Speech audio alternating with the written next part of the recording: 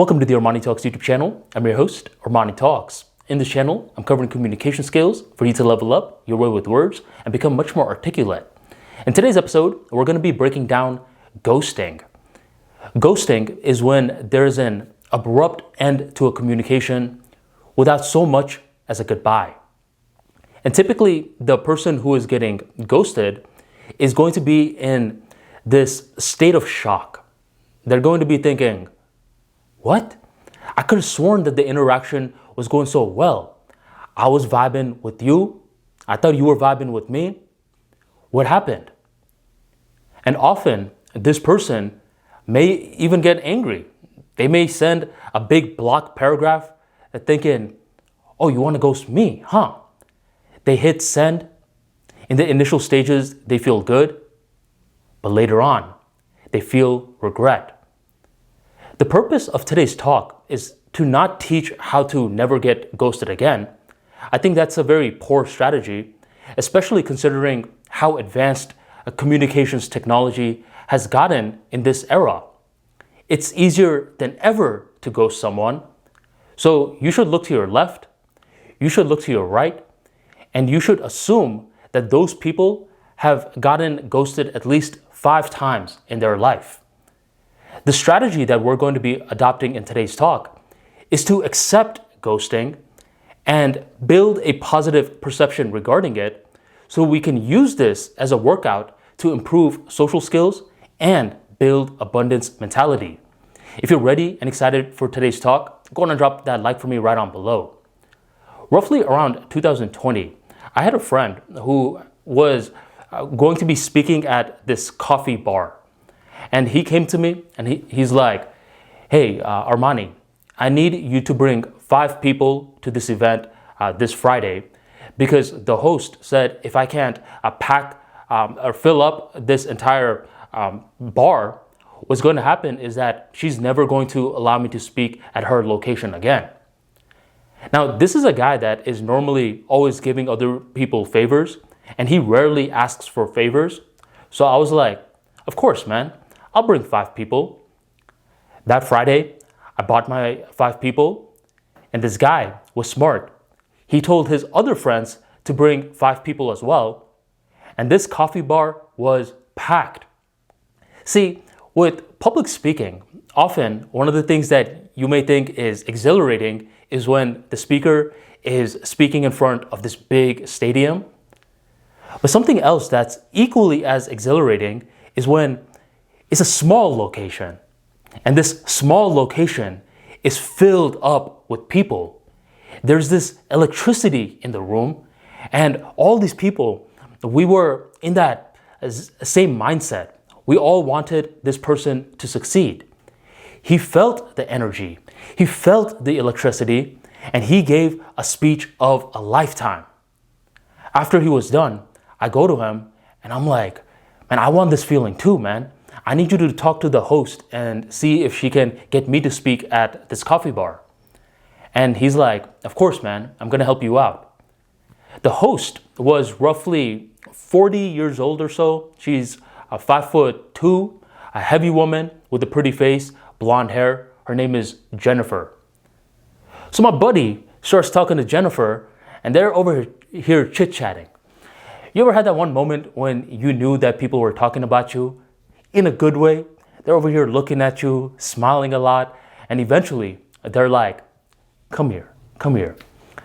So my friend is like, come on here, man. I got some good news for you. So he introduces me to Jennifer. I talk to her. I'm starting to give her some compliments. I'm like, I really like your wedding ring. You have a fine establishment, and I would like to speak here. And we're talking, and she's just like, I'll have my people call your people. I didn't have any people. So I was like, well, my people are on vacation right now. How about you and we stay in communication? And she's like, sure. So we exchange numbers and we start talking on WhatsApp. For the next couple of weeks, we're over here interacting. We're trying to find the right time for me to speak at the coffee bar. And things are going pretty well. It's going very smoothly. There's no bumps or anything like that. But by the 3rd week, what happens is that she disappears. She doesn't respond back. She doesn't call back. Nothing. I start responding back a little bit more. I don't want to be creepy, but I do want to follow up. Nothing. I was disappointed. Everything was going so well, and she just ghosted me like that? But to hell with her. So I went back to my life, and I started to do what I normally do, just hanging out. And the thing with Tampa is that you'll always run into people. And one day, I ran into Jennifer in this very crowded area, and we're talking. See, one of the weirdest feelings is when you run into someone that ghosted you. It's in the back of your mind, but you're like, I'm not gonna bring it up unless she brings it up. So we're over here interacting, and she's just like, oh yeah, Armani, I'm very sorry for not getting back to you. And I don't wanna make it weird. So I was like, no, that's fine. Then I noticed something. I noticed that she doesn't have her wedding ring on. So I asked her, I was like, so how's the coffee bar business going? And she's like, oh, I don't work there anymore. And that's when things started to click, because she never owned the coffee bar. Her husband did, and she normally showed up to help her husband in this business.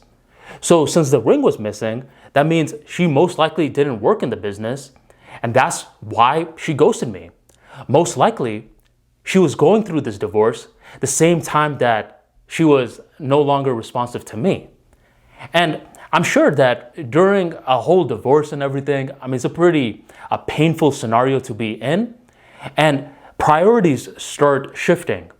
And responding back to people, I'm assuming, goes down in the level of priorities. And that's exactly what happened with her. That day, I saw that there were nuances in regards to ghosting. It's not always personal. Sometimes it is. I've actually seen someone get ghosted before because he's over here talking to someone. He says that he's a Republican, and the person is just like, no more response. Then boom, done. I've seen the opposite happen too. The other person says, I'm a Democrat. Boom, done. So sometimes it could be due to a difference in wavelengths. Other times it could be just because there's not that vibe that's there. One person is way more interested than the other person, and the other person is either a non-confrontational person or does not want to spend time creating an excuse or a reason as to why they would not want to have the interaction going. And other times, it's very similar to Jennifer's scenario, where it's not remotely personal. I like to view all ghosting in one bucket. Once I understand that there are nuances and reasons as to why it happens. And from there, nowadays, I like to approach the mindset of a salesman. A salesman normally loves it if someone does not like their product at all, because they're like, okay, you don't like the product at all. I'm not going to spend time trying to sell you. And they love people that love the product. So they love the hot or cold. The people that all salespeople hate are those people in the middle. They're like, oh yeah, of course, I want the service. Oh yeah. Trust me, man. I'm very interested. Or they're just wishy-washy. All salespeople hate wishy-washy people, and they want to get rid of them as quick as possible. Nowadays, I view ghosting as the wishy-washy people, and as a salesman, I want to get them out quick. So I don't personalize ghosting like I used to personalize it, because I'm just looking for hot or cold. You like me? That's great. You don't like me? That surprisingly is great as well. But what I don't like is when you're in the middle ground territory. Luckily, ghosting is that weeding out process of that wishy-washy territory. And the more that someone can converse in a way where being ghosted is not a fear in the back of their mind, or they're texting like, oh my goodness, let me not say something that may get me ghosted. The more that they build that fearless attitude towards it, because they have that mindset of a salesman, they're like, I either want hot or cold, no wishy-washy. That's when ghosting loses power over this person. So the recap of today's episode is that ghosting happens for a variety of reasons. The most charismatic people that you know, the best businessmen that you know, have gotten ghosted a bunch of times. Either you can personalize it, or you can take power over ghosting by adopting the mindset of a salesman who's just looking for hot or cold, no middle ground territory. In that moment, ghosting becomes an opportunity to further flex social skills, to further flex thick skin, and to build an abundance mentality. There are a variety of ways to build abundance mentality, and in my book, Speak Easy, How to Be Articulate, Assertive, and Audacious Around People, I give you a lot of innovative ways to turn painful moments into moments of strength. Strength that allows you to build your people skills, your speaking skills, your thinking skills, and much more. Learn how to develop the abundance mentality in Speak Easy, which is currently available on Amazon, Gumroad, Audible. I'm going to drop all the links in the description box and the pinned comment right on below, or you can go straight to ArmaniTalks.com and grab your copy today. Thank you very much for joining the Armani Talks YouTube channel, and I will catch you next time.